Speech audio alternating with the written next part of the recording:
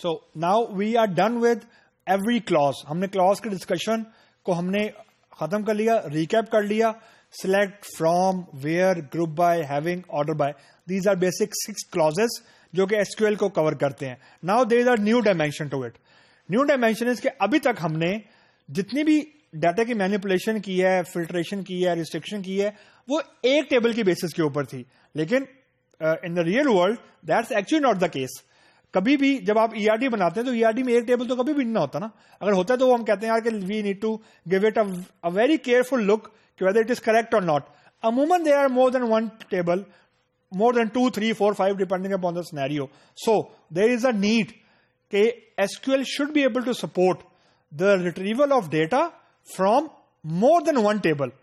अब इसमें कोई नया clause नहीं available. यानी we are not going to discuss any new clause. We are going to discuss a variation what we have already discussed. Now, whenever we need to display data from multiple table, so we need to mention more the name of all the tables after from clause जहां से हमें data चाहिए है. अगर 2 table से चाहिए तो from के बाद कॉमा सेपरेटेड 2 टेबल का नाम लिखें. अगर 3 टेबल से चाहिए है तो कॉमा सेपरेटेड 3 टेबल के नाम लिखें, and so on. The key to understand is के फ्रॉम के बाद जितने टेबल के नाम आप लिखेंगे, फॉर एग्जाम्पल 3 टेबल के नाम आपने लिखे हैं, तो -1 यानी 3 - 1 is equal to 2. These are the number of joins you need to actually code to make sure you don't have the Cartesian product. I am not going to repeat the Cartesian product. Simple कि हमने Cartesian product में जो हर रोज जो हर column होता है या एक set के अंदर एक जो वैल्यू होती है वो दूसरे सेट की हर वैल्यू के साथ पेयर हो जाती है. टेबल के अंदर अगर आपने मल्टीपल टेबल के नाम लिख दिए हैं फ्रॉम में, तो पहले टेबल की हर रो दूसरे टेबल की हर रो के साथ पेयर हो जाएगी, which will give you wrong data. Actually Cartesian product बन जाता है. तो avoid Cartesian product we actually use joins. और ज्वाइन यूज करने का रूल ये है कि अगर आपके पास 3 टेबल हैं तो 3 - 1 2 ज्वाइंस. अगर 2 टेबल हैं तो 2 - 1 1 ज्वाइन.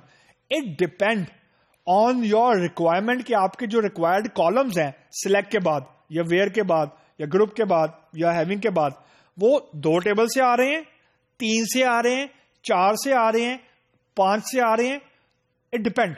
लेकिन रूल ऑफ थंब इज कि total number of tables after from clause -1 are the number of joins required. अब नंबर ऑफ ज्वाइंस क्या है हम डिस्कस करते हैं भी आगे आगे. अब this give rise to another potential issue. जब हम ईआरडी डिजाइन कर रहे थे तो हम ये कहते थे कि यार बहुत ज्यादा रिलेशनशिप नहीं बनाने, मतलब एक्स्ट्रा रिलेशनशिप नहीं बनाने, because there is a cost to maintain the database. अब यहां पे वो पॉइंट प्रूव होगा. The join is a costly affair in terms of execution time. Resources ज्यादा लगते हैं, रनिंग टाइम ज्यादा लगता है. तो जितने ज्यादा टेबल होंगे उतने ज्यादा ज्वाइंस. और टेबल ज्यादा किस वक्त होते हैं? जिस वक्त आपने रिलेशनशिप्स ईआरडी में ज्यादा बनाई हो. जितने ज्यादा रिलेशनशिप्स होंगे उतनी फॉरेन कीज होंगी, और जितनी ज्यादा फॉरेन कीज होंगी उतने ज्यादा ज्वाइंस होंगे. सो द पॉइंट इज कि जब हम ईआरडी बनाते हैं या यूं कह लें हम जब नॉर्मलाइजेशन करते हैं तो हमारा फोकस होता है कि हमने रिडंडेंसी कम करनी है. That's why we split the entities into multiple, यानी हम एंटिटीज को तोड़ते जाते हैं और हम ये कोशिश करते हैं कि ज्वाइन चाहे ज्यादा हो जाए लेकिन रेपिटेशन रिडंडेंसी कम से कम हो. रिडंडेंसी हम कंट्रोल कर लेते हैं but at the cost of increasing the running time. That's why we have discussed denormalization in your previous courses. So coming back, जो बेसिक ज्वाइन लगता है वो प्राइमरी की यानी एक टेबल की प्राइमरी की का दूसरे टेबल की फॉरेन की के साथ लगता है in an ideal scenario. The point to remember here is कि अगर आपको नंबर ऑफ ज्वाइन रिक्वायर्ड थे 3, आपने लगा दिए 2 एंड यू आर सेटिस्फाइड कि जी 2 ज्वाइन लगा दिए तो एक नहीं भी लगाएंगे तो काम चल जाएगा. नहीं, ऐसी बात नहीं है. अगर आप नंबर ऑफ ज्वाइन उतने नहीं लगाएंगे जितने रिक्वायर्ड हैं, then again you will have a cartesian product. यानी एक टेबल की एक रो दूसरे टेबल की हर रो के साथ पेयर हो जाएगी. तो that's a wrong information, that's an additional information.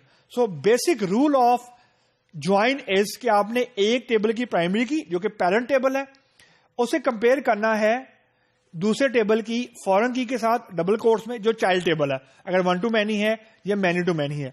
1 to 1 के केस में एक टेबल की प्राइमरी की को आप अमूमन कंपेयर करते हैं दूसरे टेबल की फॉरेन की डबल कोट्स यूनिक की के साथ, क्योंकि ये 1 to 1 का इंप्लीमेंटेशन का रूल है। So the point to remember is whenever you need to fetch data from multiple tables, तो वहां पे आपको ज्वाइन लगाने हैं। अब जब मैं मल्टीपल टेबल कह रहा हूं तो मैं सिर्फ सिलेक्ट के बाद वाले कॉलम नहीं कह रहा, मैं उन तमाम कॉलम का जिक्र कर रहा हूं जो वेयर के बाद आप लिखते हैं, ग्रुप बाय के बाद आप लिखते हैं, हैविंग के बाद आप लिखते हैं, ऑर्डर बाय के बाद आप लिखते हैं। मतलब वेयर के बाद आपको कुछ कॉलम चाहिए जो किसी डिफरेंट टेबल से बिलोंग कर रहे हैं, हैविंग के बाद आपको कॉलम चाहिए वो किसी डिफरेंट कॉलम और टेबल से बिलोंग कर रहे हैं, ग्रुप बाय के बाद आपको कॉलम चाहिए जो किसी और डिफरेंट टेबल से बिलोंग कर रहे हैं, और ऑर्डर बाय के बाद आपको कॉलम चाहिए जो किसी और डिफरेंट टेबल से बिलोंग कर रहा है। सो फ्रॉम के बाद you need to include all those tables जिस के कॉलम आपको रिक्वायर्ड हैं किसी भी क्लॉज के अंदर। 6 के 6 क्लॉज हैं, अगर फ्रॉम को निकाल दें तो 5 क्लॉज, 5 क्लॉजेस में you need to make sure you cover all those tables whose columns are referred somewhere in any clause. ये इसका पंच लाइन है, ये इसकी बॉटम लाइन है कि आप किसी कॉलम को इग्नोर नहीं कर सकते और आप उसको यूज कर रहे हैं, वो एरर देना शुरू कर देगा कि जी रिक्वायर्ड कॉलम्स आर मिसिंग और अननोन कॉलम और required table are missing. So the crux is join के ड्रॉबैक ये है कि एग्जीक्यूशन टाइम ज्यादा लेता है। गुड थिंग इज कि it is one of the construct जो कि हेल्प करता है हमें कि हम मल्टीपल टेबल से डाटा को फेच करके यूजर को डिस्प्ले कर सकते हैं, और ये बहुत प्रैक्टिकल है क्योंकि अमूमन बहुत रेयर होगा कि आपका डाटा एक ही टेबल से आएगा। Mostly you need to access multiple tables to fulfill the business requirements.